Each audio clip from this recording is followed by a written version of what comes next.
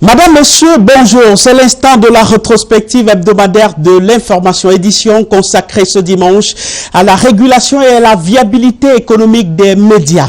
Le contexte affiche une situation relativement opulente pour les médias de service public, ceux du privé confinés dans une précarité, une indigence qui porte de fait la vulnérabilité ou la paternité de sa vulnérabilité face à toutes sortes de dérives éthiques et déontologiques.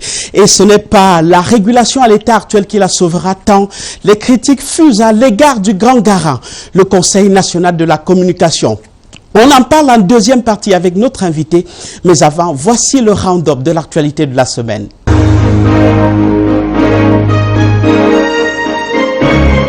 Toutes les commissions de l'Assemblée nationale sont attendues sur le terrain. C'est l'une des innovations de la session parlementaire du mois de juin, qui s'ouvre mardi prochain.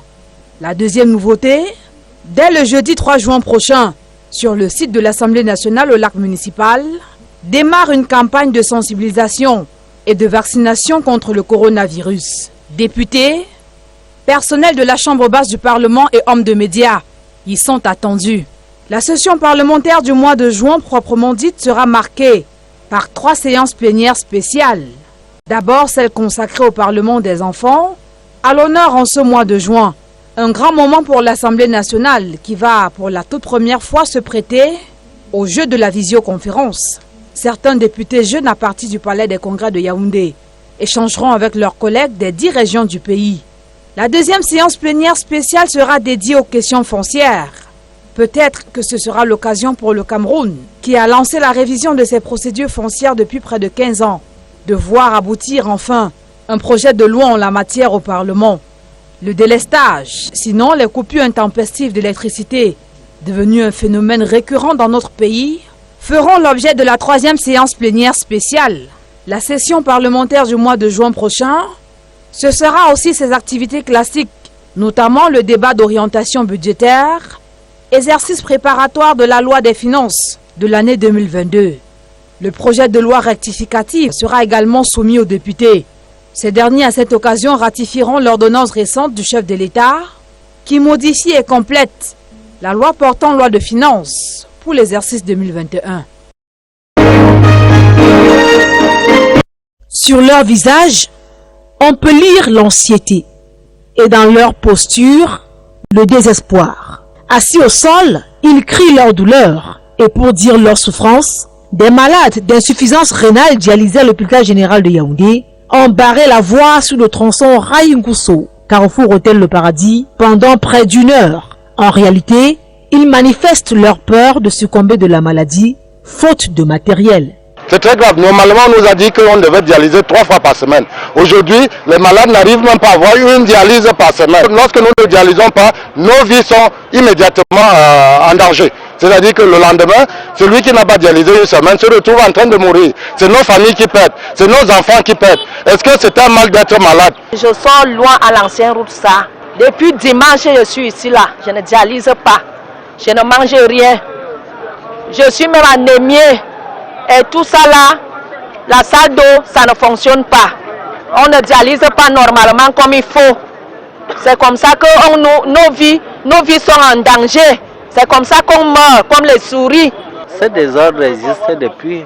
Le ministre était ici, il a donné le rendez-vous qui va envoyer des machines et rien. Ça date déjà plus de 3 mois.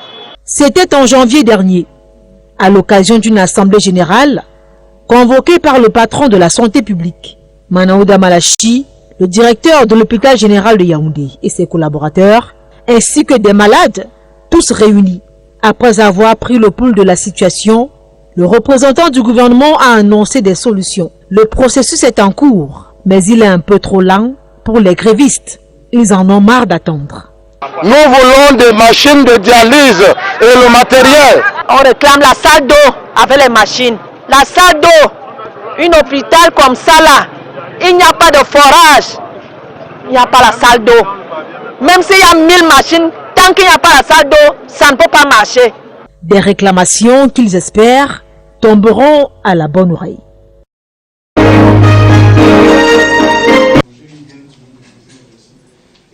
Au travail, sérénité et calme régnant.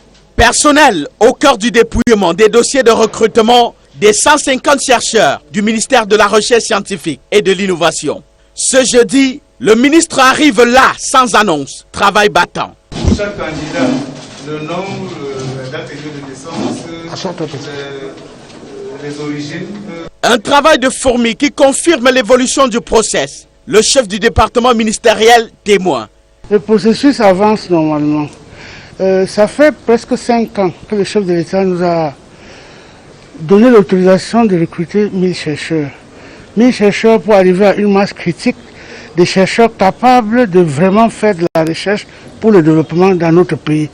Et je profite de cette occasion pour lui dire un très grand merci parce que comme vous pouvez le constater, des jeunes Camerounais sont de plus en plus intéressés par la recherche. Donc, j'ai déjà recruté 750 jeunes chercheurs. Là maintenant, nous recrutons 150 et l'année prochaine, on va recruter 100. Pour ceux des chercheurs déjà recrutés, une formation sélective est ici organisée à leur intention. 40 au total, issus des 8 instituts de recherche placés sous la tutelle du MIRESI. 2 centres d'intérêt explorés, le montage des projets de l'Union européenne et la gestion d'une subvention. Les chercheurs y tirent le profit escompté. C'est l'impact positif qu'elle pourrait apporter à la fois à nous-mêmes en tant que chercheurs et à nos différentes institutions de recherche. Les formateurs ont mis particulièrement un accent sur comment enregistrer et maintenir la page de nos différents instituts sur la plateforme de l'Union européenne. Cela aidera à asseoir la compréhension des mécanismes de coopération avec l'Union européenne, bras financier important de la recherche au Cameroun.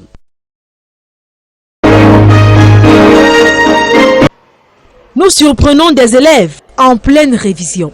L'atmosphère est certes studieuse, mais beaucoup plus relaxe que celle des jours de classe ordinaire. Attention toute particulière accordée aux candidats au baccalauréat. Les professeurs du jour veulent s'assurer que la révision générale est bien assimilée. Nous avons commencé à traiter des anciennes épreuves, donc, ce qui nous permet de réviser le programme à travers des exercices. Et on marque donc des points, des accents sur des leçons qui n'ont peut-être pas été bien maîtrisées ou bien des lacunes qui ressortent à ce moment. Donc c'est ce que nous sommes en train de faire. Et aussi psychologiquement, ils se sentent décontractés parce que ce n'est plus le moment de venir dispenser des cours. Ils ne se sentiront pas en confiance. Mais lorsque nous traitons l'exercice, eux-mêmes, ils jaugent leur niveau et ils se sentent encouragés. Aucune inquiétude. Les apprenants disent avoir fait le plan de munitions pour voir leur nom affiché au babillard le jour des résultats. Les professeurs nous ont tout donné, je suis confiant. Nous traitons les épreuves passées, nous sommes déjà à la hauteur de composer, d'affronter le baccalauréat et de l'avoir cette année. À l'Office du baccalauréat du Cameroun, chargé de l'organisation du probatoire et du baccalauréat, on a déjà préparé le terrain. 447 446 candidats enregistrés. Tout le matériel de composition a déjà été acheminé dans les centres d'examen. L'heure est à la formation des différents intervenants et la finalisation des diligences administratives. Apprend-on sur place. Les candidats, malgré le contexte Covid-19, affronteront la première phase des épreuves du 7 au 19 juin prochain en toute sérénité. Même son de cloche à la direction des examens des concours et de la certification du ministère des enseignements secondaires. Nous n'avons pu avoir accès à un responsable, mais on a eu confirmation off the record que de ce côté aussi, le décor est planté pour que les candidats au BEPC et ceux du CAP affrontent les épreuves sans heurts. Né à peine, voilà que le nouveau bébé du landerneau politique camerounais, le mouvement des libérateurs, est régné par l'un de ses prétendus ancêtres. Et on est très étonné parce qu'aucune cadre de nos partis politiques a été consulté ou contacté par les moyennes des formalités qu'on connaît. Donc, le PAP veut se désolidariser de cette initiative, cet mouvement, parce que nous n'étions pas consultés. Cette dénonciation a d'ailleurs fait l'objet d'un communiqué, signé ce 3 mai, devenu viral sur les réseaux sociaux, sans être servi directement au mouvement des libérateurs qui tombe des nues. Il y a un mois exactement, nous avons eu une réunion préparatoire à Yaoundé à laquelle a participé un certain Mukwele Ngo, un jeune homme qui s'est présenté comme étant le fils de M. Mukwele et le président actuel, n'est-ce pas, de ce parti PAP. Alors, il est venu de Kumba et il a participé à nos activités préparatoires. Il a même contribué financièrement à cet événement et a entendu qu'il se préparait à venir même avec d'autres militants à cet événement. Aux sources de la maladie congénitale du mouvement des libérateurs, la crise identitaire qui secoue le pape, ce communiqué le définit comme Popular Actions Party, héritage de Paul Aya Abiné. Alors que le pape Don Peter Mukwele revendique la tête veut être People Actions Party. Appellation originelle que le camp Ayapol en retraite politique dit être à la solde du pouvoir. Aucune des deux tendances suscitées n'était à la présentation d'hier. Même pas celle de Peter Mukwele, absent, dit-il, pour des raisons familiales. Il m'a envoyé, il y a 3 jours, un message dans lequel il signalait que son oncle avait été tué par les Ambazoniens. Et j'ai eu le sentiment que c'était une manière de trouver une excuse pour ne pas être là, le jour de l'événement. Ainsi, le mouvement des libérateurs doit-il d'abord se libérer de ce conflit identitaire, interne au pape, avant de libérer le Cameroun? Sûr que le parcours jusqu'à la création d'un parti politique, fusionnant les 6 prévus par Olivier Billet en octobre prochain, sera escarpé.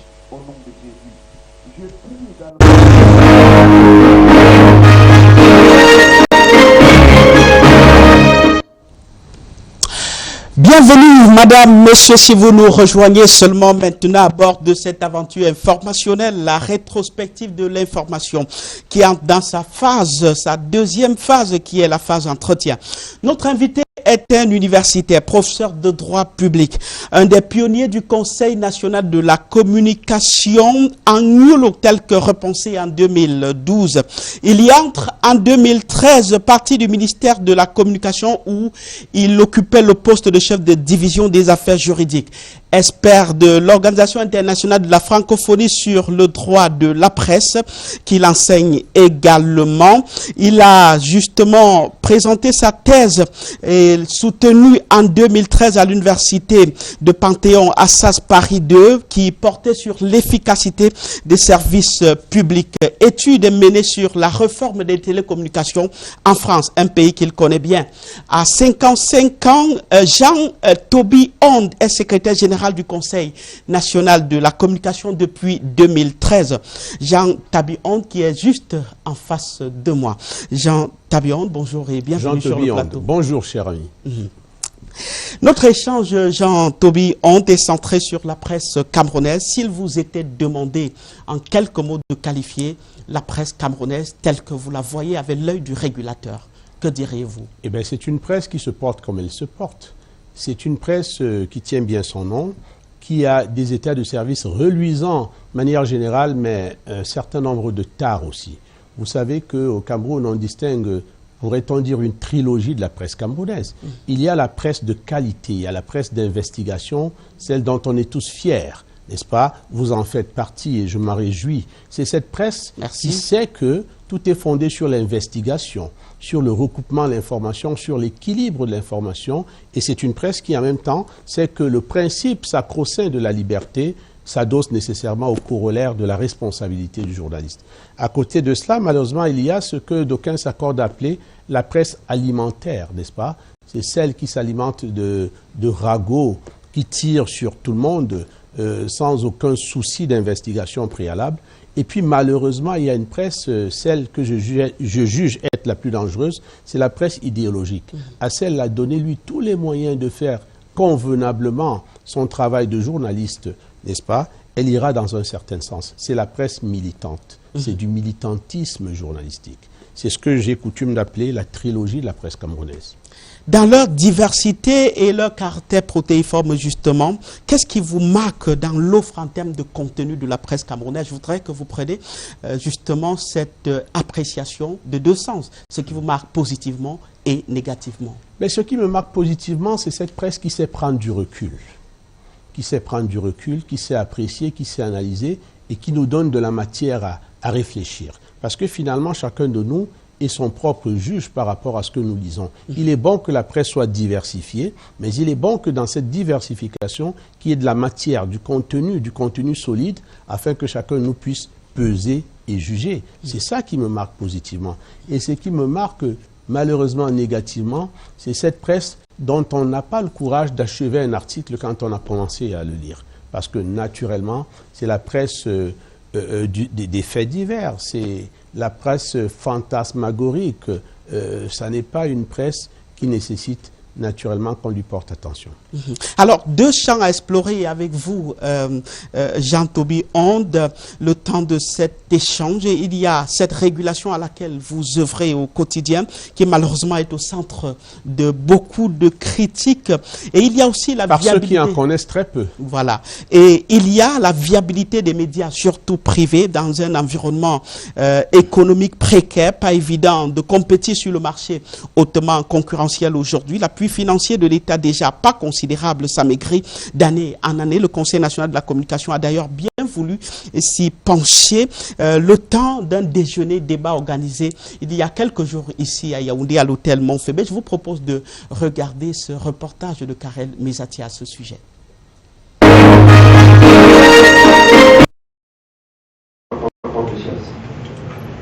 Christian Ga, directeur de publication du journal The Guardian Post, modère le débat. Les panélistes jouent cartes sur table. Parole aux journalistes et patrons de presse. Ils critiquent, arguments à l'appui, l'aide publique à la presse privée, dont l'appellation ne fait pas l'unanimité ici.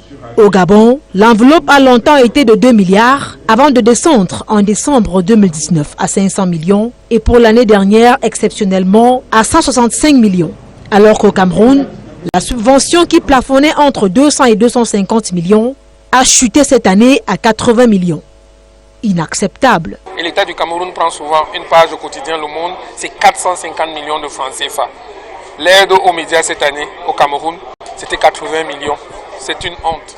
Même s'il est vrai qu'une entreprise de médias privés ne se crée pas uniquement avec le souci d'attendre le clin d'œil de l'État, les pouvoirs publics devraient l'accompagner au même titre que la presse accompagnée par le gouvernement soutient Alain Blaise Batongué. L'intervention pourrait être de deux ordres.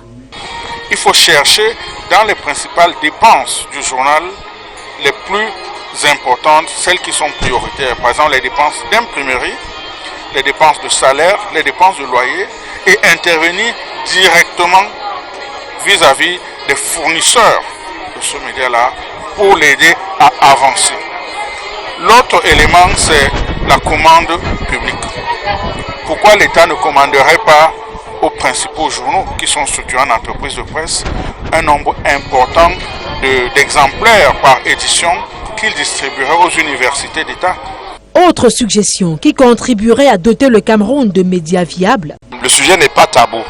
Il faut en discuter. La discussion, elle a commencé, mais il ne faut pas qu'elle s'arrête à un déjeuner comme celui-ci. Il faut qu'elle soit poussée. Proposition enregistrée par le Conseil national de la communication, qui souhaite voir ces décisions appliquées, invite tout de même le quatrième pouvoir à s'autodiscipliner.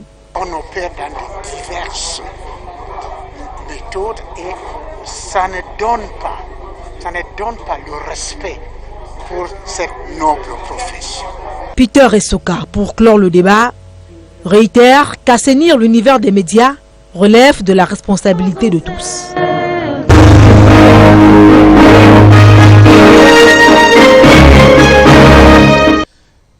Jean-Toby Onde, j'ai envie de vous demander, en dehors des médias à capitaux publics dont on connaît plus ou moins les sources de financement, de quoi vit la presse privée au Cameroun? Je vais vous le dire. Mais d'abord, permettez-moi de vous rappeler que le 3 mai dernier, le Cameroun, de concert avec la communauté internationale, a célébré la Journée internationale de la liberté de la presse. Et à cette occasion, certains professionnels des médias ont manifesté un mouvement d'humeur diversement interprété. Mais pour le Conseil national de la communication, cela a été autrement perçu. Il s'est agi, à notre perception, de l'expression de la lancinante complainte d'une presse qui pense que si rien n'est fait par rapport aux évolutions de son contexte, elle se meurt progressivement. Alors, je viens à votre question, de quoi vit la presse? En principe, la presse vit de ses ventes, la distribution, elle vit de la publicité, elle vit de l'accompagnement de l'État. ce que l'on appelle chez nous, à travers, on appelle à travers un terme que j'apprécie pas beaucoup, l'aide publique à la communication. En fait, c'est un accompagnement, c'est un appui. La presse vit de cela. Mais est-ce que ces différents leviers sont convenablement actionnés au Cameroun? C'est ça la problématique de la viabilité économique des médias. Et c'est pour cela que le Conseil national de la communication a jugé nécessaire de créer un cadre de réflexion le 2 juin dernier au Montphébé Hôtel pour appeler les professionnels de la presse, leur laisser la possibilité d'adresser eux-mêmes les problèmes, les difficultés de leur cadre d'activité et de suggérer des pistes de solutions que nous, au Conseil national de la communication, nous aurons simplement le droit de transmettre à qui de droit, de transmettre aux autorités décidantes. Mais ce qui est visible, c'est que la presse vit mal, la presse privée vit mal. On peut le dire, mais en même temps, il faudrait qu'on pose bien le problème. La presse, une entreprise de presse est d'abord une entreprise. Et lorsqu'un promoteur crée une entreprise de presse, on suppose qu'il prend les dispositions nécessaires pour faire vivre convenablement son activité. Vous ne pouvez pas créer une épicerie et attendre que c'est l'État qui vienne l'achalander. L'État n'apporte qu'un concours. L'État n'apporte qu'un accompagnement. Pourquoi? Parce que dans sa triple mission d'information, de formation et de reliance sociale, n'est-ce pas, la presse accomplit une mission, une fonction d'intérêt général. Peut-être pas de service public, mais à tout le moins d'intérêt général. C'est pour cela que l'État considère que la presse l'accompagne dans l'exécution de l'une de ses missions régaliennes et il est donc normal, n'est-ce pas, que cette presse soit soutenue, soit appuyée par l'État. Ça n'est qu'un appui, ça n'est qu'un appoint.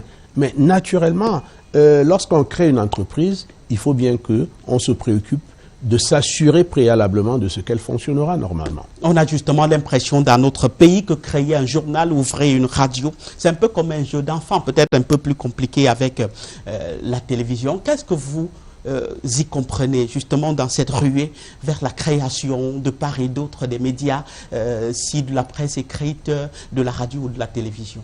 Le problème ne se pose peut-être pas en l'état actuel de notre législation par rapport à la presse écrite. Parce que la presse écrite est soumise à un régime de simple déclaration. C'est d'ailleurs ce qui se passe en dehors du Cameroun dans la plupart des États démocratiques du monde.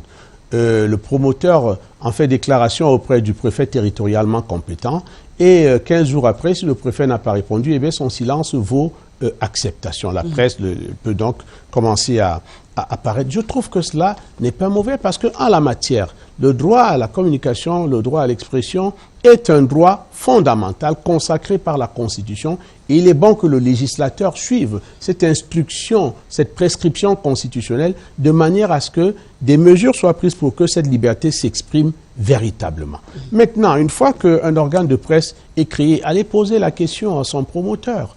Allez poser la question aux patrons de presse. C'est à eux de s'assurer du bon fonctionnement, n'est-ce pas, de leurs organes. Ça n'est pas exactement la même chose aujourd'hui avec les médias audiovisuels.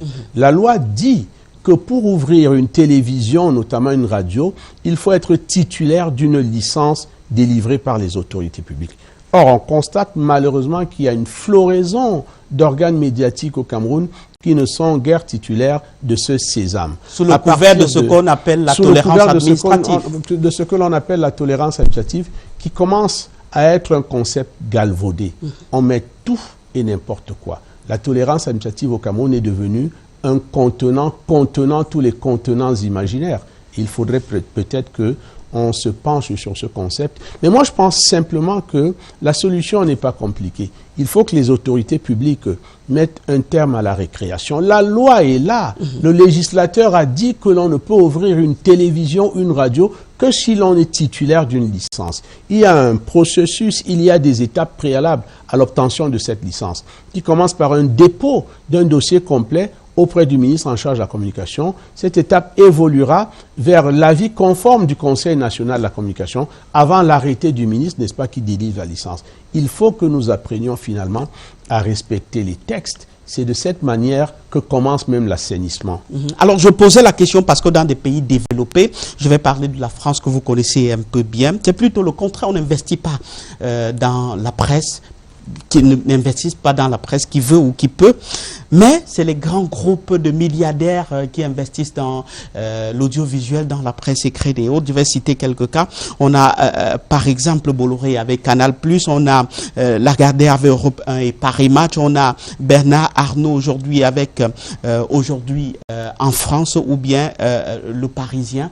Est-ce que c'est l'environnement qui nous trahit ou bien c'est le contexte qui nous trahit? Je ne sais pas répondre à cela, mais poser la question aux promoteurs. Moi, je pense simplement que même en Europe, il y a des personnes qui peuvent se sentir économiquement capables de s'investir dans une entreprise, dans une aventure comme celle de la presse. Et ils le font avec succès. Il faut simplement que ceux qui veulent s'aventurer, n'est-ce pas, dans cette activité, soient capables, n'est-ce pas, de la mener à bien. Maintenant, il peut s'agir d'une personne, d'un groupe de personnes, d'un groupe d'entreprises, etc. Le plus important pour moi, c'est que lorsqu'on crée un organe de presse, qu'on ait des professionnels avec des contrats de travail, avec un plan de carrière, qu'on ait une ligne éditoriale qui aille dans le sens du professionnalisme, qui soit libre naturellement, mais qui aille dans le sens du professionnalisme et de la responsabilité. Eh bien, c'est ça la presse. Je n'ai jamais demandé, je pense qu'on nul n'a jamais pensé au Conseil national de la communication qu'il faille caporaliser la presse. Mais la presse doit être responsable. C'est le chien de garde de la société. Si un membre du gouvernement ne se comporte pas commodement, si un citoyen lambda ne se comporte pas comme cela se doit, eh bien c'est le rôle de la presse de le dire. Mais a-t-elle d'ailleurs le droit de tout dire sous le principe, le sacro-saint principe de la liberté? Au fronton de la Federal Communication Commission aux États-Unis, vous lisez ceci à 500 mètres. Freedom is not free. La liberté n'est pas libre. La presse, le journalisme n'est pas un passe-droit. Et j'ai coutume de vous prévenir, le micro a un macro-pouvoir. Et la plume a parfois un tranchant plus dangereux que celui d'un couteau aiguisé. Alors, vous avez entre les mains ou du fait de votre bouche, n'est-ce pas, des armes redoutables, et vous avez la responsabilité de savoir vous en servir. Prenons un peu spécifiquement le cas de la presse écrite au Cameroun. Quand vous regardez les titres des journaux de notre sphère médiatique, Jean Tobion, il n'est pas difficile de comprendre la phagocytose de certains journaux par le pouvoir politique ou financier. Est-ce que ce genre de situation vous préoccupe au Conseil national de la communication? C'est vous qui le dites, moi je ne dis rien dont je n'ai pas la preuve. Est-ce que les médias sont instrumentalisés par les pouvoirs, pas simplement politiques, mais par les pouvoirs gravitants? Je n'en sais rien, c'est vous qui le dites. Ce que moi je peux dire, c'est que j'invite des journalistes à avoir une certaine dignité par rapport à leur fonction. Si vous rentrez dans ce métier, sachez, comme pour le fonctionnaire que je suis, que ça n'est pas nécessairement pour faire bombance, ce n'est pas nécessairement pour s'enrichir, mais pour apporter sa pierre à la construction de l'édifice national. Cela est une grande fierté, cela est aussi un grand salaire. Il faut avoir le courage de sa fonction. Un journaliste que l'on nourrit au lance-pierre ne mérite pas cette appellation. Un journaliste qui se fait inviter pour un plat d'un dollet et qui le lendemain raconte tout et n'importe quoi, sans aucune investigation préalable, ne mérite pas cette investigation. Mais je voudrais tout de suite mettre un bémol à ce que je viens de dire, pour dire que je suis fier de manière générale des professionnels de la presse de mon pays. Je ne vais pas citer quelques noms au risque de faire des jaloux, mais je dis que je suis fier globalement de ce que je lis et je perçois dans la presse camerounaise. Il y a encore des difficultés, il faut les surmonter, mais ce n'est pas alarmant. Aujourd'hui, il y a un gros problème de la distribution des journaux avec l'avènement Internet qui grève considérablement la part des lecteurs de la presse papier. Est-ce que c'est la mort déclarée de la presse écrite? Ce n'est pas la mort déclarée de la presse écrite, c'est un risque pour la presse écrite, mais des réunions comme celle que nous avons organisée le 2 juin au Montfébé Hotel consistent, n'est-ce pas, à réfléchir sur ces différentes questions-là. J'ai évoqué tout à l'heure les difficultés de la presse camerounaise. La vente, elle n'est pas à son plus haut niveau. On le sait très bien. La publicité, la loi du 29 décembre 2006 sur la publicité qui prévoit, je pense bien, environ 14 décrets d'application. Eh bien, aucun de ces décrets n'a vu le jour à ce jour. Pourtant, il y a parmi ces décrets d'application un qui devait tenir compte de l'organisation et de la rationalisation de la publicité. Il faudrait revoir cela. Il y a l'accompagnement de l'État. On parle de l'aide publique à la communication privée et lorsqu'on lit l'arrêté, n'est-ce pas, qui consacre cette aide, on voit que il y a des choses à revoir. D'abord, l'enveloppe est résiduelle. Tout à l'heure, je pourrais faire une comparaison avec d'autres pays. D'une part, d'autre part, même les modalités de cette aide posent problème. Lorsqu'on donne une enveloppe à un directeur de publication de 500 000 francs, en réalité, c'est pour son embonpoint, entretenir son embonpoint ou simplement pour passer un bon week-end. Il faudrait peut-être qu'on leur regarde à quel niveau cette aide pourrait de façon structurelle aider les médias. Dans certains pays, on parle de la formation. Une partie de l'aide peut aller à la formation. Une autre partie peut aller à l'équipement des médias et une dernière partie au fonctionnement des médias. Payer le loyer d'un organe de presse, payer le montant annuel de l'imprimerie, payer les cotisations sociales, n'est-ce pas, des journalistes travaillant dans un organe de presse. Autant de choses qui seraient plus structurantes par rapport à l'aide. J'ai entendu parler à l'occasion des assises du bon Fébé de la commande publique. Oui, cela aussi une très bonne chose. On pourrait, n'est-ce pas, exiger à des structures publiques, à des ministères, à des entités publiques, n'est-ce pas, d'avoir l'obligation de prendre un certain nombre de commandes auprès des organes de presse dans le sens de leur viabilité. Il y a des solutions. Il y a des solutions. Il faut les regarder en face. Il faut essayer de les mettre en œuvre, tout simplement. Alors, la presse écrite, justement, a développé des astuces parmi lesquelles la distribution des unes et des PDF dans les réseaux sociaux. Certains journaux, ce que Aman Mana, le directeur de publication du quotidien Le Jour, appelle les journaux WhatsApp, ce sont des signes, comme je le disais, d'une mort de la presse écrite. Si aujourd'hui on doit distribuer les unes, les PDF et parfois éditer certains journaux, mais pas les imprimer. Nous vous appellerons bientôt à une nouvelle réflexion. L'idée va peut-être m'être volée par ceux qui dorment et qui réfléchissent pas pendant que d'autres travaillent. L'éducation aux médias. L'éducation aux médias.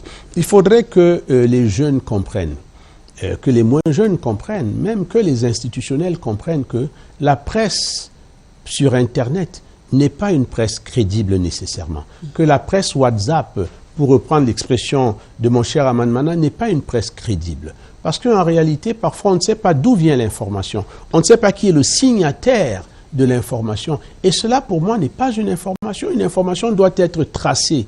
Eh bien, la presse a encore de beaux jours. La presse écrite a encore de beaux jours. Le plus important en ce qui me concerne, c'est de tenir compte des évolutions de son contexte. Lorsque je parle à mon fils aujourd'hui, il me dit « Papa, tu es dépassé ». Je ne pensais pas que j'avais perdu de cette fraîcheur complètement. Mais pourtant, à bien voir, c'est vrai. À bien voir, c'est vrai. Je ne peux plus penser les choses qu'un garçon de 13 ans qui se trouve en première, en seconde ou en terminale. Ça n'est plus possible. Mais simplement, en se parlant, en s'écoutant, on pourrait s'adapter l'un par rapport à l'autre. La presse camerounaise n'est pas morte. Elle ne devra pas mourir. Il faudra simplement qu'elle s'adapte aux évolutions de son nouveau contexte, en posant véritablement les problèmes, mais en même temps en cherchant les solutions nouvelles. Moi, je ne lis pas la presse WhatsApp parce que j'estime que c'est une presse fantasmagorique, parce que j'estime que c'est une presse de montage, parce que j'estime que le plus souvent, de façon essentielle, cette presse est une presse de fausseté. Mais par contre, je lis les journaux qui ont cours, n'est-ce pas, sur l'échiquier public. Et ces journaux-là, on sait très bien qu'on peut les tracer, qu'on peut savoir qui est l'auteur de l'article, qui est le directeur de publication, et qu'on peut l'interroger sur un certain nombre d'informations qui ont été rendues publiques, afin, n'est-ce pas, qu'il justifie la véracité des faits allégués. Alors, vous parliez de ce soutien du gouvernement à la presse privée, ce qu'on appelle l'aide publique à la communication privée. Cette année, le montant a considérablement dégringolé. C'est passé d'environ 200 millions de francs CFA, 80 millions de francs cette année. Aujourd'hui, finalement, quelle est la vraie solution pour aider les médias privés? D'abord, avant, je voudrais qu'on revienne sur un triptyque. Information, formation, reliance sociale. La mission ou la fonction fondamentale de la presse. Ce faisant, la presse assure la continuité d'une mission ou d'une fonction régalienne, la fonction informative. Elle relève d'un droit fondamental, d'un droit consacré par la Constitution. Tout le monde a droit à l'information et à une juste information, à une information authentique et crédible. C'est même un droit créance, c'est même un droit qu'on a le droit de revendiquer auprès de l'État notamment. Donc en fait, quand on est parti sur ce préalable, on comprend très bien que le concept de l'aide, pour ceux qui ont rédigé ce texte, le concept de l'aide ne sied pas. Ça n'est pas une aide, ça n'est pas une donation, ça n'est pas de la philanthropie, c'est un accompagnement, c'est un appui. Naturellement, après avoir compris qu'à la base, le promoteur d'un organe de presse est le principal responsable de sa viabilité, maintenant on peut comprendre que l'État peut accompagner cet organe de presse privé du fait de sa mission d'intérêt général. Lorsqu'on l'a dit, on peut quand même tous s'offusquer du fait que cette aide est résiduelle au Cameroun. Je ne dis pas que les pouvoirs publics ont la capacité de faire mieux et qu'ils refusent de le faire. Vous savez très bien qu'un État comme le nôtre est en face à de nombreux problèmes, à de nombreux fronts, et ceux qui décident de ces montants ont certainement de bonnes explications à cela. Mais je dis ce que j'observe. Mais on a suivi dans le reportage tout à l'heure Aman Mana qui évoquait un fait assez important, que le Cameroun arrive parfois à acheter des pages dans des journaux de l'autre côté à beaucoup d'argent, à un prix faramineux, mais qui ne coûterait pas. Cela peut se justifier, ça n'est pas mon rôle ici. Cela peut se justifier et certainement ceux qui prennent ces décisions peuvent venir vous dire le bien fondé de ces décisions. Il est bon d'avoir une visibilité à l'international pour l'image de notre pays que parfois ne peut pas nécessairement donner une presse nationale. Qu'à cela ne tienne. Qu'à cela ne tienne, j'observe que l'aide publique telle que c'est appelé ici, ou bien l'appui de l'État aux médias privés, au Cameroun aussi entre de mémoire d'anciens directeurs des affaires juridiques au ministère de la Communication, aussi entre 150 millions et 300 millions lorsqu'elle monte au plafond. Je pense que récemment, cette aide en 2019 a été de 240 millions. Si on compare, on verra qu'au Gabon en 2015, cette aide a connu un pic de 2 milliards de francs. On verra par exemple que dans un pays comme la Côte d'Ivoire, jusqu'en 2018, cette aide était de 9 milliards de francs, qu'au Sénégal, en 2020, elle était d'1,5 milliard à peu près. On peut donc penser que cette aide est résiduelle. Mais pour moi, le plus important n'est pas l'enveloppe. Encore que, il faut dire les choses comme elles sont.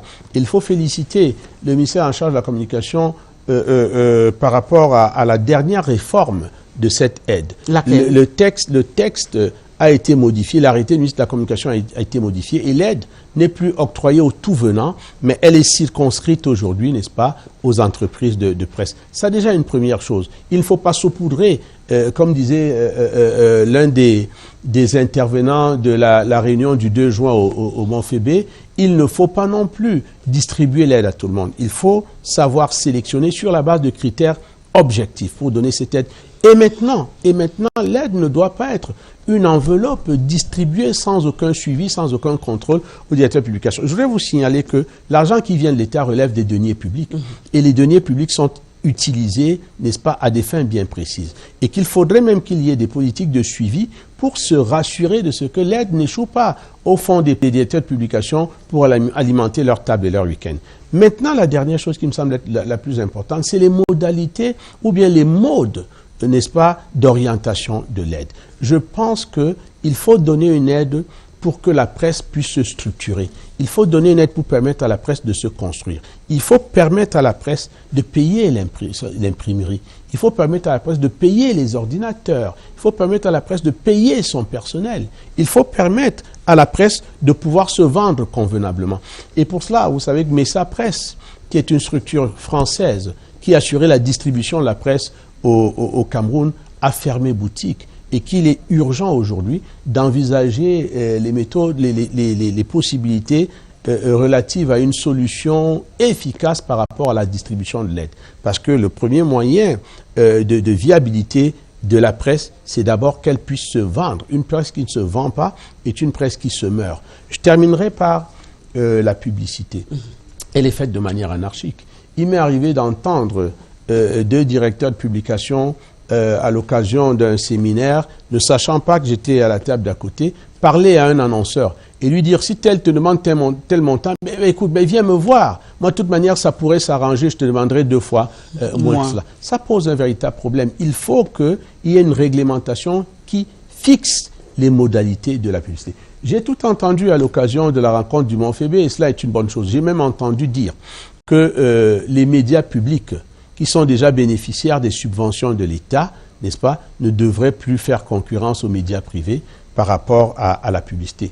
Ce sont des questions qui sont posées sur la table. Et qui méritent d'être examinées. Que personne ne fuit. Ce sont des questions que nous voulons examiner avec vous, avec la presse, afin que l'on ne dise pas que le Conseil national de la communication prend des décisions et des mesures à lieu et place de la presse. J'observe qu'à ce moment-là, tout le monde au Mont-Fébé a beaucoup apprécié le travail que nous faisons. Vous voyez donc le Cameroun et la presse, notamment et principalement la presse privée, a besoin de son organe de régulation et d'assainissement. Je voudrais prendre la perche justement pour qu'on parle de l'audiovisuel. Pour l'instant, seule la CRTV bénéficie de la redevance audiovisuelle justement. Les télévisions privées n'en profitent pas. Y a-t-il pas quelque chose à faire pour soutenir la télévision privée qui participe au même titre, aux mêmes missions de service public que la CRTV? C'est ce que nous sommes en train de dire. D'abord, la télévision publique et les médias privés ne bénéficient pas du même statut.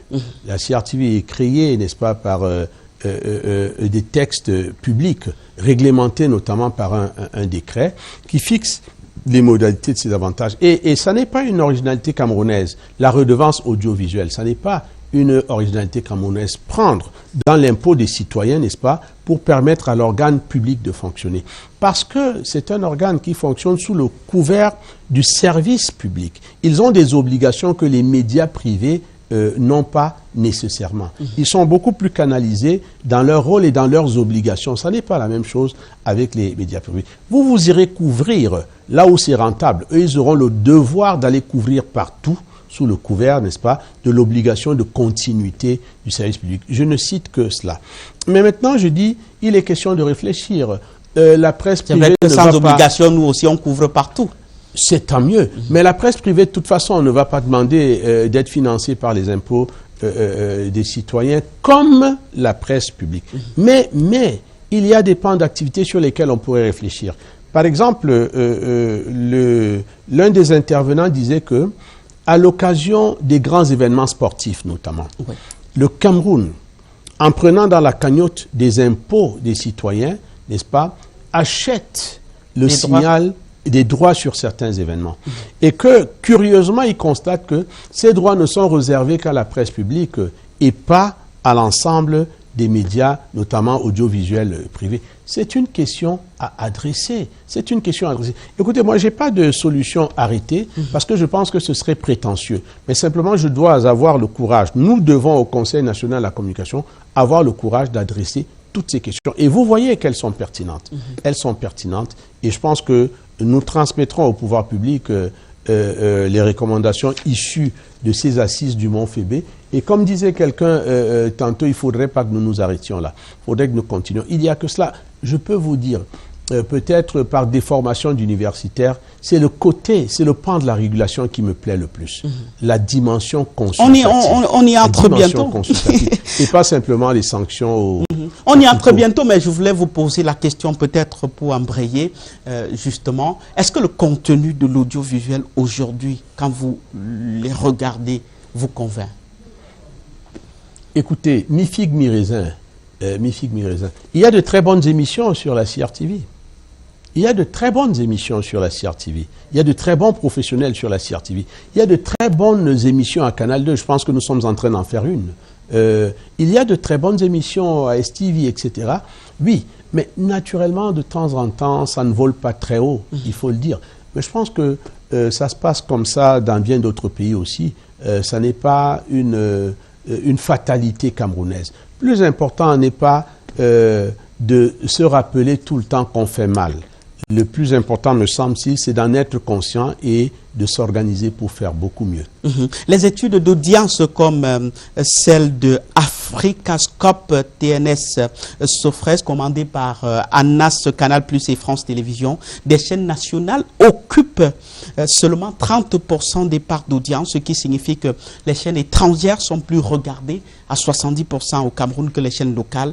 Qu'est-ce qui, pour vous, explique Mais cela explique la qualité des programmes. Cela explique deux choses. D'abord, la qualité des programmes et puis le mythe de l'extraversion. Commençons par la qualité des programmes. Il faut que nous fassions des efforts pour que nos programmes soient attractifs. S'ils ne le sont pas naturellement, les gens iront voir ailleurs. Quand vous rentrez le soir chez vous, après une difficile journée de travail, vous avez besoin de regarder quelque chose d'intéressant. De préférence, j'aime voir des choses qui me ressemblent et qui touchent, n'est-ce pas, à ma sensibilité. Alors, si on me propose un très bon programme sur un reportage fait sur la montagne de Nkohom, dans mon village Ndom, du côté de la Sanaga maritime, eh bien, je serais très fier de regarder cela. Mais lorsqu'il n'y a pas de contenu avenant, vous comprenez, vous irez voir ailleurs. Là, il y a deux responsabilités. Celle des promoteurs des médias qui doivent mettre les moyens, mais aussi celle de l'État qui doit aider et accompagner. Voilà, on parlait tout à l'heure de l'accompagnement de l'État. Voilà un autre aspect. On peut subventionner les médias privés pour leur permettre d'avoir de véritables et de bons programmes nationaux. Sinon, nous serons envahis par les programmes extérieurs, surtout aujourd'hui avec l'avènement du numérique et la multiplication, n'est-ce pas, des capacités ou de l'offre informative. La deuxième responsabilité est celle des citoyens eux-mêmes. Les citoyens sont frappés par le malheureux mythe de l'extraversion. Tout ce qui vient d'ailleurs est forcément plus beau que ce qui vient de chez nous. Et lorsque les bonnes dames rentrent chez elles le soir, elles sont plus promptes à regarder Novelas que la réalité du Cameroun, c'est-à-dire à consommer du mensonge, de la fabrication, de la fantasmagorie et non pas la réalité. Donc les responsabilités sont partagées. Mais pourtant, quand on prend les pays comparables aux nôtres, nous avons le Sénégal où la part d'audience des chaînes locales est à 63%, en Côte d'Ivoire c'est à 61%, au Mali on est à 50%, au Burkina Faso on est à 55%. Qu'est-ce que ces pays ont dans leur télévision que nous n'avons pas? Les politiques publiques aussi. Les politiques publiques. D'abord, j'ai dit tout à l'heure, ce que j'ai dit, je le maintiens. Les responsabilités sont partagées, mais aussi les politiques publiques. Quand vous allez dans un pays d'Afrique de l'Ouest, par exemple, vous entrez dans votre hôtel le soir et vous allumez votre télé. Vous avez le bouquet Canal plus Horizon. Et sur les premières chaînes, les premiers numéros, vous commencez par les chaînes locales, les chaînes nationales. Vous savez à quel niveau au Cameroun se trouve la CRTV dans le bouquet de Canal plus à la chaîne, au numéro 300. Donc, vous commencez par, au Cameroun, dans un hôtel camerounais, au Cameroun. Chez vous, vous commencez au numéro 1 sur le bouquet Canal par les chaînes occidentales. Si vous prenez le bouquet d'un distributeur camerounais, vous commencez habituellement aussi par les chaînes occidentales. Et il vous faut aller chercher très loin. Habituellement, le touriste qui passe par là, il regarde les 5 ou les 6 premières chaînes. Et il se contente d'un programme qu'il trouverait là parce qu'il est fatigué. Ce sont les politiques publiques aussi. Et rien ne nous empêche, et là c'est peut-être aussi de la responsabilité du Conseil national de la communication et du ministère de la communication. Voilà, nous y pensons, on réfléchit à haute voix. Rien ne nous empêche, comme en Afrique de l'Ouest notamment, de demander aux opérateurs internationaux qui veulent commercialiser leur bouquet au Cameroun, de commencer en termes de visibilité par présenter, n'est-ce pas, les chaînes nationales. C'est très important ça. Allez fouiller une chaîne au canal 300, vous êtes, je crois, au 301, etc. Alors que sur les 5 premiers canaux, on peut trouver du bon divertissement et se maintenir là. Alors, je voudrais maintenant qu'on entre dans la régulation, peut-être pour finir la dernière partie de cette émission. Alors, dans son rôle de régulation, le Conseil national de la communication a souvent convoqué des journalistes sanctionnés. Disons, depuis la réforme de 2012, Jean Tobéon, quel est selon vous l'apport du CNC dans l'évolution de la presse camerounaise ces 10 dernières années?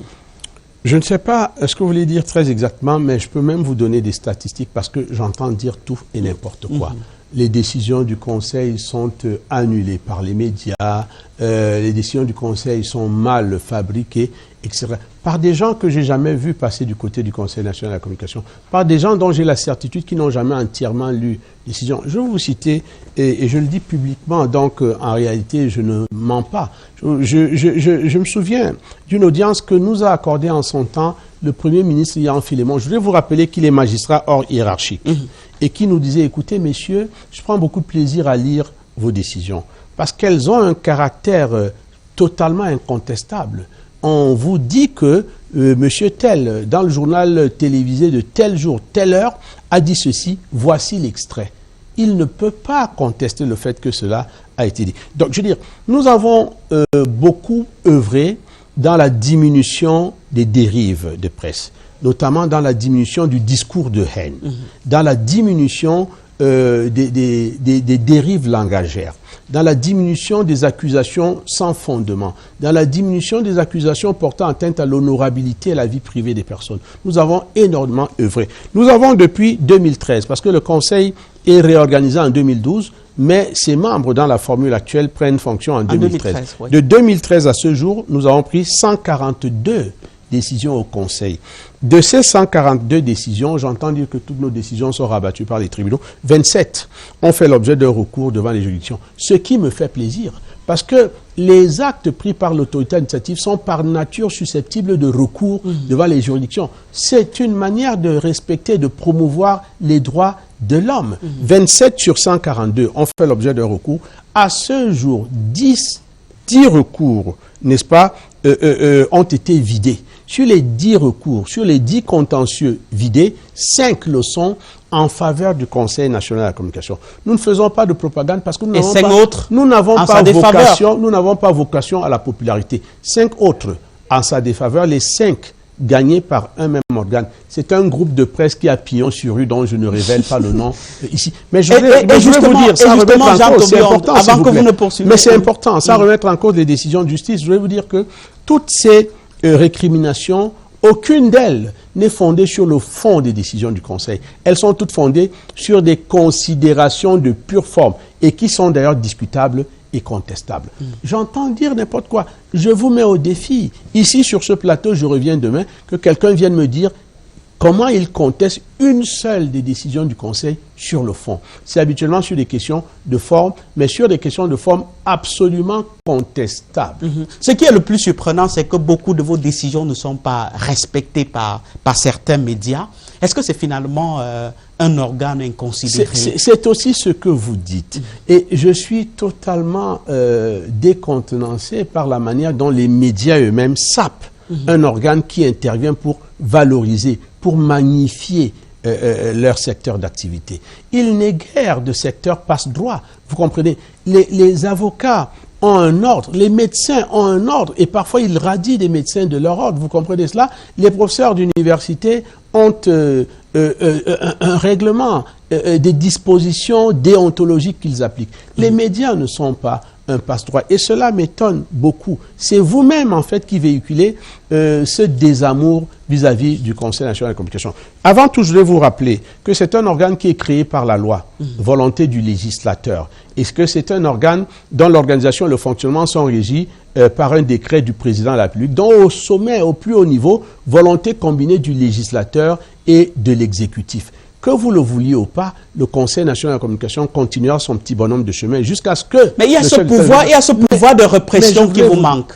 Mais je voudrais vous dire, et j'en venais, je vais vous dire que chaque pays a ses lois.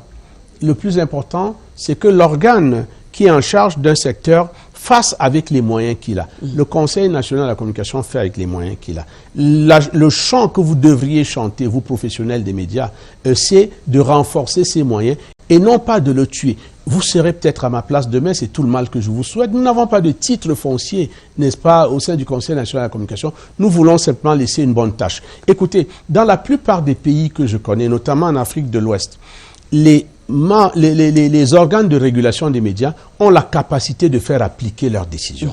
Au Cameroun, ça n'est pas le cas. Mais ce n'est pas le plus important s'il y avait une sorte de solidarité et de continuité de l'action publique. Lorsque un ministre prend une décision, cher ami, il ne descend pas faire du rodéo dans les quartiers pour que la décision s'applique. Lorsqu'il prend une décision, il y a une autorité compétente, un bras séculier qui assure l'application de la décision.